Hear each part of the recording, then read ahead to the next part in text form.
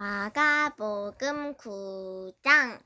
예수님께서 말씀하셨습니다. 내가 너희에게 진정으로 말한다. 여기 서 있는 사람 가운데 몇 사람이 죽기 전에 하늘나라의 권세가 있게 오는 것을 볼 것이다. 6일 뒤에 예수님께서 베드로, 야고보, 그리고 요한을 데리고 높은 산에 올라가셨습니다. 이 제자들 앞에서 예수님의 모습이 변하였습니다. 예수님의 옷이 하얗게 빛났습니다. 세상에 어떤 사람도 그렇게 희게 빨 수 없을 정도로 새하얗게 되었습니다. 엘리야가 모세와 함께 제자들 앞에 나타나 예수님과 더불어 말씀을 나누었습니다. 베드로가 예수님께 말했습니다. 선생님, 우리가 여기 있는 것이 좋겠습니다. 우리가 천막 셋을 세우겠습니다. 하나는 선생님을 위하여, 하나는 모세를 위하여, 또 하나는 엘리야를 위해서입니다. 베드로는 무엇을 말하는지 알지 못했습니다. 왜냐하면 그들이 두려움에 빠져 있었기 때문입니다. 구름이 그들을 덮었습니다. 그리고 그 구름 가운데서 목소리가 들렸습니다. 이는 내가 사랑하는 아들이다. 그의 말을 들거라. 그 즉시 제자들이 주위를 둘러보았습니다. 그러나 예수님 외에는 아무도 볼 수 없었습니다. 예수님께서 제자들과 함께 산 아래로 내려오시면서 인자가 죽은 자 가운데서 다시 살아나기 전까지는 그들이 본 것을 아무에게도 말하지 말라고 명령하셨습니다. 제자들은 아무에게도 말하지 않았습니다. 그러나 제자들은 죽은 자 가운데서 다시 살아난다는 것이 무슨 뜻인가 서로에게 물었습니다. 제자들이 예수님께 물었습니다. 어째서 율법학자들은 엘리야가 먼저 와야 한다고 말을 합니까? 예수님께서 대답하셨습니다. 엘리야가 먼저 와서 모든 것을 회복시킨다. 그런데 인자가 많은 고통을 받고 멸시를 받는 것이라고 기록된 것은 어찌 된 것이냐? 내가 너희에게 말한다. 엘리야는 이미 왔다. 그런데 성경에 글을 두고 쓰여진 것처럼 사람들이 그를 자기들의 마음대로 대하였다. 예수님과 세 제자들이 나머지 다른 제자들에게 돌아왔을 때 이들은 많은 사람들에게 둘러싸여 몇몇 율법학자들과 논쟁을 벌이고 있었습니다. 모여있던 모든 사람들이 예수님을 보자 놀라워하며 예수님께 인사하러 달려왔습니다. 예수님께서 물으셨습니다. 율법학자들과 무슨 논쟁을 하고 있었느냐? 무리 중에 한 사람이 대답했습니다. 선생님, 더러운 귀신이 들려서 말을 못하는 제 아들을 데리고 왔습니다. 그 귀신이 아들을 사로잡으면 아이가 땅에 넘어집니다. 그러면 입에 거품을 물고 이를 갈면서 몸이 뻣뻣해집니다.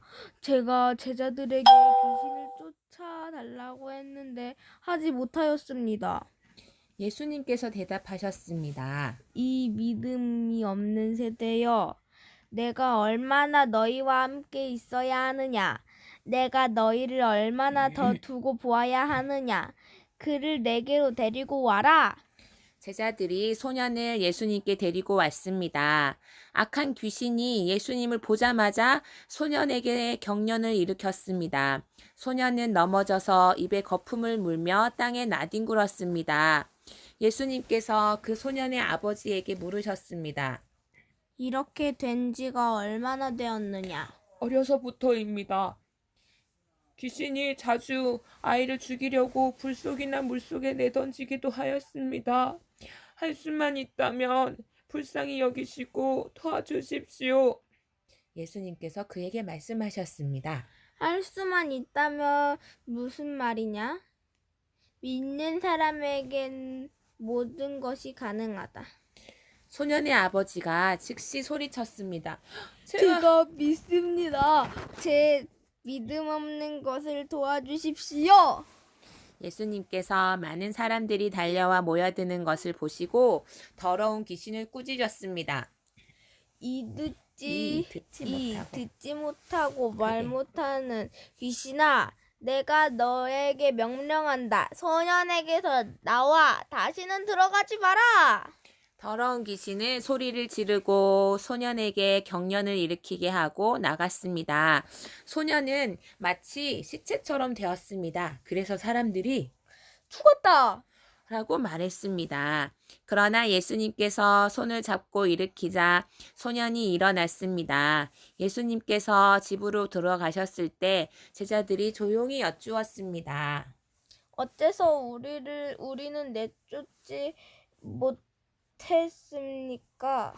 예수님께서는 이런 종류의 귀신은 오직 기도로만으로 쫓아낼 수 있다고 고 대답하셨습니다. 예수님과 제자들이 그곳을 떠나 갈릴리를 지나가셨습니다. 예수님께서는 이것을 알리기를 꺼려하셨습니다. 예수님께서 제자들을 가르치셨습니다. 인자가 사람의 손에 넘겨질 것이고 그게. 그들은 인자를 죽일 것이다. 그러나 죽은 지 3일 뒤에 다시 살아날 것이다. 그러나 제자들은 이 말씀을 이해하지 못했습니다. 그리고 예수님께 묻기를 두려워했습니다. 예수님과 제자들이 가버나움으로 갔습니다. 예수님께서 집에 계실 때 제자들에게 물으셨습니다. 너희가 오는 길을 무엇을 두고 논쟁을 벌였느냐? 제자들은 잠잠했습니다. 왜냐하면 그들이 자기들 중에서 누가 가장 높은가를 두고 길에서 다투었기 때문입니다. 예수님께서는 앉으셔서 12 제자를 부르셨습니다. 그리고 말씀하셨습니다. 누구든지 첫째가 되려면 다른 사람보다 나중에가 되어야 하고 모든 사람의 종이 되어야 한다. 그리고 한 어린이를 데려와 제자들 가운데 세우셨습니다. 그 아이를 팔에 안으시고 말씀하셨습니다. 누구든지 내 이름으로 이런 어린이 하나를 받아들인다면 나를 받아들이는 것이다. 또 누구든지 나를 받아들이는 사람은 나를 받아들이는 것이 아니라 나를 보내신 분을 받아들인 것이다. 요한이 예수님께 말했습니다. 선생님의 이름으로 귀신을 내쫓는 사람을 보고 하지 못하는 거였습니다. 하지 못하게 하였습니다. 그것은 그 사람은 우리를 따르지 않는 사람이었기 때문입니다. 예수님께서 말씀하셨습니다. 그를 막지 마라. 내 이름으로 기적을 행하고 곧바로 나를 대하여 나쁜 말을 하는 사람은 없다. 우리에게 반대하지 않는 사람은 우리 편이다. 내가 너희에게 진정으로 말한다. 누구든지 너희가 그리스도의 사람이기 때문에 마실 물 한 잔을 건네 주는 사람은 결코 상을 잃지 않을 것이다. 하는 또 나를 믿는 어린이들 가운데 하나를 되짓게 하는 사람은 차라리 커다란 연자 맷돌에 목을 걸고 바다에 빠지는 것이 더 낫다. 만일 네 손이 죄를 짓게 한다면 그것을 잘라버려라. 두 손을 가지고 지옥에 꺼지지 않는 불속으로 던져지는 것보다 장애인으로 영원히 생명을 누리는 것이 훨씬 낫다.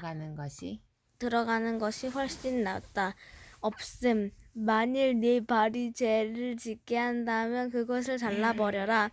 두 발을 가지고 지옥에 던져지는 것보다 저는 발로 하늘나라에 들어가는 것이 더 낫다. 없음. 만일 내 눈이 죄를 짓게 한다면 그것을 뽑아버려라. 두 눈을 가지고 지옥에 던져지는 것보다 한 눈만 가지고 하나님 나라에 들어가는 것이 더 낫다. 지옥에서 벌레도 죽지 않으며 불도 꺼지지 않는다. 모든 사람이 소금을 절인 듯 불로 절여질 것이다. 사람이 소금은 좋은 것이다. 그러나 만일 소금이 짠맛을 잃으면 무엇으로 다시 짜게 하느냐? 서로가 소금을 지니고 화목하게 지내라.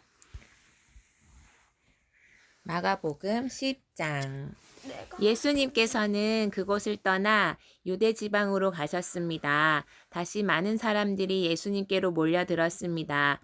다른 때와 마찬가지로 예수님께서 그들을 가르치셨습니다. 몇몇 바리새파 사람들이 예수님께 와서 예수님을 시험하려고 물었습니다. 사람이 아내와 이혼하는 것이 옳습니까? 예수님께서 대답하셨습니다. 모세가 너희에게 어떻게 명령했느냐? 그들이 말했습니다. 모세는 남자가 남자가 이혼 증서를 써준 다음 여자아이를 보내라고 허락하였습니다. 예수님께서 말씀하셨습니다. 너희의 마음이 굳어 있어 모세가 이런 명령을 썼다. 그러나 하나님께서 세상을 만드실 때부터 남자와 여자를 만드셨다. 그러므로 남자가 자기 아버지와 어머니를 떠나 아내와 더불어 둘이 한 몸이 될 것이다. 따라서 더 이상 둘이 아니라 한 몸이다. 그러므로 하나님께서 하나로 만드신 것을 사람이 가르지 마라. 제자들이 집에서 예수님께 이혼에 대해 다시 물었습니다. 예수님께서 대답하셨습니다. 자기 아내를 버리고 다른 여자와 결혼하는 것은 사람의 간음죄를 짓는 것이다. 자기 남편을 버리고 다른 남자와 결혼하는 여자 또한 간음죄를 짓는 것이다. 사람들이 자기의 아이들을 데리고 예수님께 와서 어루만져 주시기를 원했습니다. 그러나 제자들이 이들을 꾸짖었습니다. 예수님께서 이것을 보시고 노하시며 제자들에게 말씀하셨습니다. 어린이들이 내게로 오게 놔두어라. 그들을 막지 마라. 하나님의 나라는 이런 어린이와 같은 사람의 것이다. 내가 너희에게 진정으로 말한다. 어린이처럼 하나님의 나라를 받아들이지 않는 사람은 결코 그곳에 들어가지 못할 것이다. 그리고 예수님께서 어린이들을 팔에 안으시고 손을 얹어 축복하셨습니다. 예수님께서 길을 떠나시려고 할 때 한 사람이 달려와서 예수님 앞에 무릎을 꿇었습니다. 그리고 여쭈었습니다. 선하신 선생님, 영원한 생명을 상속받으려면 대체 무엇을 해야 합니까? 예수님께서 대답하셨습니다. 왜 나를 선하다고 하느냐? 오직 하나님 외에는 아무도 선하지 않다. 내가 계명을 안다. 살인하지 마라. 간음하지 마라. 도둑질하지 마라. 거짓 증거를 대지 마라. 속이지 마라. 네 부모를 공경하라. 그 사람이 말했습니다. 선생님, 저는 어려서부터 이 모든 계명을 다 지켰습니다. 예수님께서 그 사람을 보시고 사랑스럽게 여기셨습니다. 그리고 말씀하셨습니다. 내게 부족한 것이 하나이다. 가서 네 가진 것을 모두 팔아 가난한 사람에게 주어라. 그러면 하늘에서 보화가 있을 것이다. 그리고 와서 나를 따라라. 이 말씀을 듣고 그 사람은 매우 슬퍼하며 떠나갔습니다. 그것은 그 사람이 많은 재물을 가지고 있었기 때문입니다. 예수님께서 제자들을 보시며 말씀하셨습니다. 예수께서 제자들을 부유한 사람이 하나님의 나라에 들어가는 것이 얼마나 어려운가. 제자들은 예수님의 말씀에 놀랐습니다. 예수님께서 다시 말씀하셨습니다. 얘들아, 하나님의 나라에 들어가는 것이 얼마나 어려운지 부자가 하나님의 나라에 들어가는 것보다 낙타가 바늘기에 들어가는 것이 더 쉬울 것이다. 제자들은 더욱더 놀라며 서로 말하였습니다. 그러면 과연 누가 구원을 받을 수 있을까? 예수님께서 제자들을 바라보시며 말씀하셨습니다. 사람은 할 수 없지만 하나님께서는 할 수 있다. 하나님께서 모든 것이 가능하다. 베드로가 예수님께 말했습니다. 보십시오. 우리는 선생님을 따르려고 모든 것을 버렸습니다. 예수님께서 말씀하셨습니다. 내가 너희에게 진정으로 말한다. 나와 복음을 위하여 자기 집과 형제, 자매, 어머니, 아버지, 자식 또는 밭을 버린 사람은 이 세상의 핍박과 함께 집, 형제, 자매, 어머니, 그리고 자녀, 그리고 밭을 100배로 받을 것이다. 그리고 오는 세대에서 영원한 생명을 얻을 것이다. 첫째가 꼴찌가 되고 꼴찌가 첫째가 되는 사람이 많을 것이다. 예루살렘으로 올라가는 길에 예수님께서 사람들보다 먼저 걸어가셨습니다. 제자들이 놀랐고 뒤따르던 사람들도 두려워했습니다. 예수님께서 12 제자를 따로 부르셔서 어떤 일이 예수님에게 일어날지 말씀하시기 시작하셨습니다. 보아라, 우리는 지금 예루살렘에 간다. 인자가 대사장과 율법학자들을 넘겨질 것이다. 그들은 인자에게 사형 선고하고 이방 사람에게 넘겨줄 것이다.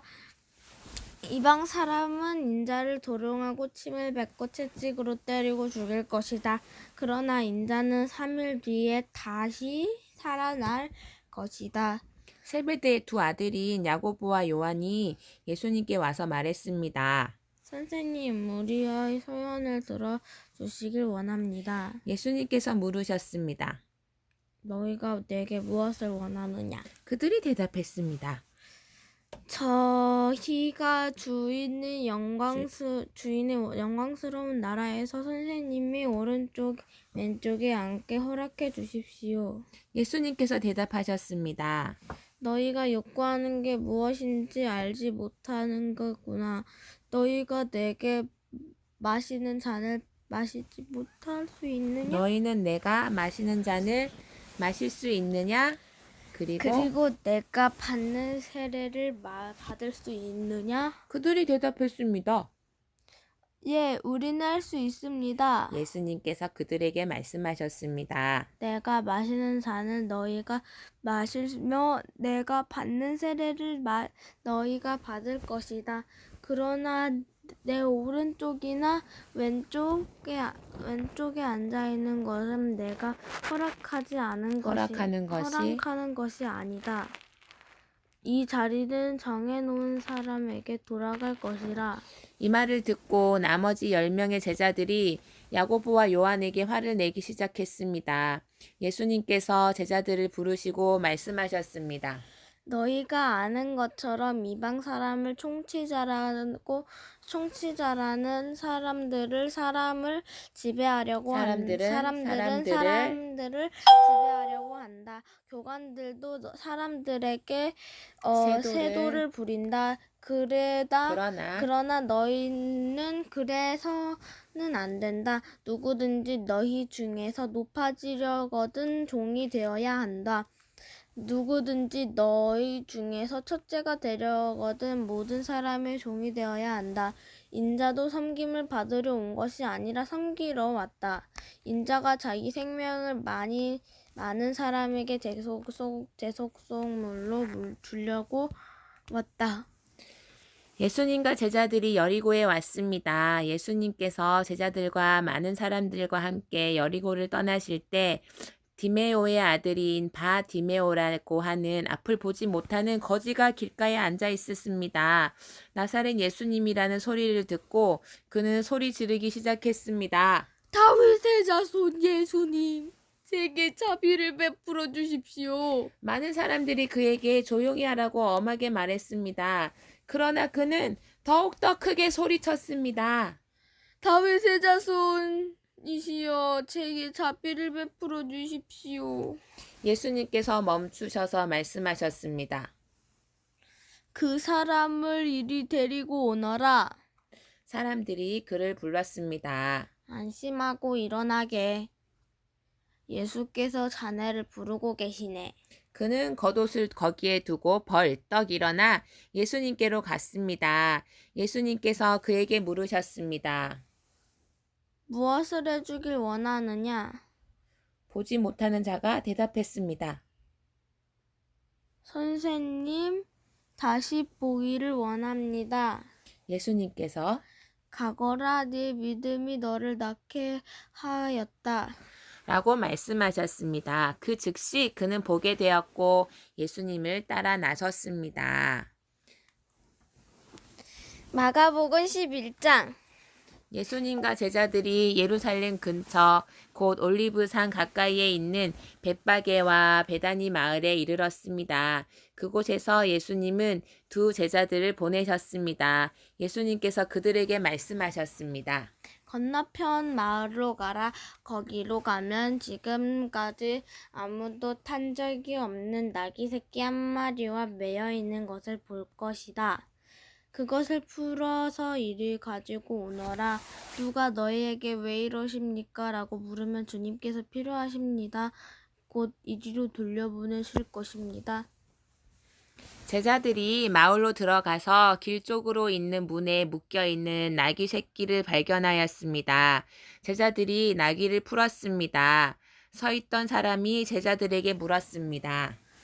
나귀를 풀다니 무엇을 하려고 하는 것이요? 제자들이 예수님께서 알려주신 대로 대답했습니다. 그러자 허락해 주었습니다. 제자들이 예수님께 나귀 새끼를 끌고 왔습니다. 그들이 겉옷을 나귀 위에 얹었고 예수님께서 거기에 앉으셨습니다. 많은 사람들이 자기들의 겉옷을 펴서 길 위에 펼쳤습니다. 어떤 사람들은 들에서 꺾은 나뭇가지를 펼쳤습니다. 예수님 앞에서 걸어가던 사람들과 뒤에서 따라가던 사람들이 소리쳤습니다. 호산나, 주의 이름으로 오신 이가 복이 있다. 다가오는 우리 조상 다윗 나라에 복이 있다. 가장 높으신 곳에서 호산나. 예수님께서 예루살렘에 가셔서 성전으로 들어가셨습니다. 그리고 모든 것을 둘러보신 후 날이 이미 저물었기 때문에 12 제자들과 함께 베다니로 돌아가셨습니다. 이튿날 예수님과 제자들이 베다니에서 출발하여 오는 길에 예수님께서 배고픔을 느끼셨습니다. 멀리서 잎이 무성한 무화과 나무를 보시고 거기에서 열매를 얻으려고 다가가셨습니다. 그러나 무화과는 없고 잎사귀만 무성할 뿐이었습니다. 그것은 아직 무화과가 열릴 때가 아니었기 때문입니다. 예수님께서 나무에게 말씀하셨습니다. 제자들이 다시는 아무도 내 열매를 먹지 못할 것이다. 제자들이 이 말씀을 들었습니다. 예수님과 제자들이 예루살렘에 왔습니다. 예수님께서 성전에 들어가셔서 성전에서 사고 파는 사람들을 내쫓으셨습니다. 그리고 돈 바꾸어 주는 사람들의 책상과 비둘기 파는 사람들의 자리를 뒤엎으셨습니다. 예수님께서 그 누구도 물건을 가지고 성전의 뜰을 가로질러 가지 못하게 하셨습니다. 그리고 사람들을 가르치셨습니다. 성경에 이렇게 쓰여 있다. 나의 집은 모든 민족이 기도하는 집이라고 불릴 것이다. 그런데 너희가 강도의 소굴로 바꾸었다. 대제사장들과 율법학자들이 이 소식을 들었습니다. 그들은 예수님을 죽일 방법을 찾기 시작했습니다. 그것은 사람들이 예수님의 가르침에 놀라워하므로 그들이 예수님을 두려워했기 때문입니다. 밤이 되자 예수님과 제자들은 성을 떠났습니다. 아침에 지나가다가 제자들이 무화과 나무가 뿌리부터 말라버린 것을 보았습니다. 베드로가 생각이 나서 예수님께 말했습니다. 베드로가 선생님 보세요. 저주하셨던 무화과 나무가 말라 죽어 있습니다. 예수님께서 대답했습니다. 하나님을 믿어라. 향하여 내가 너희에게 진정으로 말한다. 누구든지 이 산을 향하여 뽑혀서 바다에 던져라. 하고 말하고 마음속에 아무도 의심 없이 말한 대로 될 줄 믿으면 그대로 이루어질 것이다. 그러므로 내가 너희에게 말한다. 너희가 기도하고 구하면 모든 것을 받는 줄 믿어라. 그러면 이루어질 것이다. 너희가 서서 기도할 때 다른 사람과 원수된 일이 있으면 그를 용서하라. 그래야 하늘에 계신 너희 아버지께서 너희의 죄도 용서하실 것이다. 예수님과 제자들이 다시 예루살렘으로 갔습니다. 예수님께서 성전에서 거니실 때 대제사장들과 율법학자들과 장로들이 예수님께 왔습니다. 그들이 예수님께 말했습니다. 당신이 무슨 권한으로 이런 일을 하는 것이요? 누가 당신에게 이런 권한을 주었소? 예수님께서 이들에게 대답하셨습니다. 내가 한 가지를 너희에게 묻겠다. 만일 나에게 대답하면 내가 무슨 용건으로 이런 일을 하는지 말해주겠다. 요한의 세례가 하늘로부터 온 것이냐 아니면 사람들에게로 온 것이냐 대답해 보아라. 그들이 자기들끼리 의논하였습니다.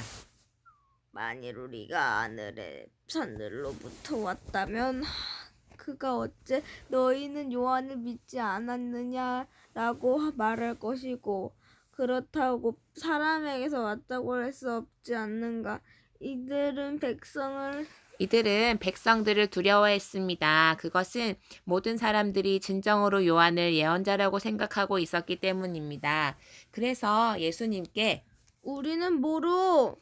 하고 대답했습니다. 예수님께서도 그러면 나도 너희에게 내가 무슨 권한으로 이런 일을 하는지 말하지 않겠다. 라고 말씀하셨습니다. 마가복음 12장. 예수님께서는 비유로 사람들에게 말씀하기 시작하셨습니다. 어떤 사람이 포도밭을 갖고 왔다. 그리고 주변에 담장을 치고 포도즙을 짤 구덩이를 파고 망대를 세웠다. 그리고 포도밭 농부들에게 빌려주고 여행을 떠났다. 때가 되자 주인이 농부들에게 종을 보내어 그들 포도밭에서 난자가 자기 몫의 수확물을 가져오게 했다. 그러나 농부들은 그 종을 붙잡아 때린 후 빈손으로 쫓아버렸다. 다시 주인은 다른 종을 그들에게 보냈어. 그러자 그들은 그의 머리를 때리고 깔보고 업신여겼어. 다시 주인은 다른 종을 보냈지. 그러자 그들은 그 하인을 죽여버렸어. 다른 많은 종들을 보냈지만 농부들은 때리기도 하고 죽이기도 하였다. 주인에게는 한 사람이 더 있었는데 바로 그의 사랑하는 아들이었다. 결국 주인은 아들을 농부들에게 보내면서 말했지. 농부들이 내 아들은 존중할 것이다. 그러나 농부들은 서로 말했어. 이 사람은 주인의 상속자이다. 어서 그를 죽이자. 그러면 유산이 우리의 것이 될 것이다. 농부들은 아들을 잡아 죽었다. 잡아다가 죽인 후 포도밭 밖으로 던져버렸다. 포도밭의 주인이 이제 어떻게 하겠느냐. 그는 포도밭에 가서 농부들을 다 죽이고 포도밭을 다른 농부들에게 줄 것이다. 이런 성경 말씀을 읽어보지 못했느냐. 건축자들이 버린 돌이 집 모퉁이의 머릿돌이 되었다. 이는 주님께서 하신 일이다. 이것이 우리 눈에 놀랍지 않은가. 그들은 이 비유가 자기들을 빗대어 하신 것임을 알고 예수님을 체포하길 원했습니다. 그러나 백성들은 두려워하여 예수님을 두고 떠나가 버렸습니다. 그들은 예수님의 말씀에서 트집을 잡으려고 바리새파 사람과 헤롯 당원 몇 명을 예수님께 보냈습니다. 그들이 와서 말했습니다. 선생님, 우리는 선생님에게 진실한 분이시며 아무에게도 얽매이지 않으신다고 알고 있습니다. 선생님께서 아무도 부당하게 대답하지 않으시고 하나님의 길로 진리를 가르치십니다. 가이사에게 세금을 내는 것이 옳습니까? 내지 않는 게 옳습니까? 세금을 내야 합니까? 내지 말아야 합니까? 예수님께서는 이 사람들의 속셈을 아시고 말씀하셨습니다. 어째서 나를 시험하려고 하느냐? 예수님 목소리로. 네. 아휴. 데나리온 한 개를 가져와서 나에게 보여라. 그들이 은전 한 개를 가져왔습니다. 예수님께서 물으셨습니다. 이것은 누구의 얼굴이며 누구라고 읽어주면 안 돼요? 쓰여 있느냐? 그들이 대답했습니다. 누구 거라고 쓰여 있었어요? 가이사. 예수님께서 그들에게 말씀하셨습니다. 가이사의 것은 가이사에게 주어라. 그리고 하나님의 것은 하나님께 바쳐라. 그들은 예수님의 말씀에 놀랐습니다. 예수님께서 그들에게 말씀하셨습니다. 가이사의 것은 가이사에게 주어라. 그리고 하나님의 것은 하나님께 바쳐라. 그들은 예수님의 말씀에 놀랐습니다. 부활이 없다고 주장하는 사두개파 사람 몇 명이 예수님께 왔습니다. 그리고 예수님께 질문을 했습니다. 선생님, 모세는 형이 자식이 없지 않으면 남고 두면 죽으면 동생이 그 형수와 결혼하고 형을 위하여 자식을 낳아 주어라. 하고 기록했습니다. 7 형제가 있었는데 맏형이 결혼하고 자식이 없이 죽었습니다. 그래서 둘째가 형수와 결혼을 했는데 역시 자식이 없이 죽었습니다. 셋째도 마찬가지였습니다. 7 형제 모두가 자식을 남기지 못했습니다. 나중에 여자도 죽었습니다. 그러면 다시 살아날 때 그 여자는 그들 중에 누구의 아내가 되겠습니까? 7 형제가 모두 그를 아내로 맞이했으니 말입니다. 예수님께서 대답하셨습니다. 너희가 성경도 모르고 하나님의 능력도 몰라서 잘못 생각하는 것이 아니냐?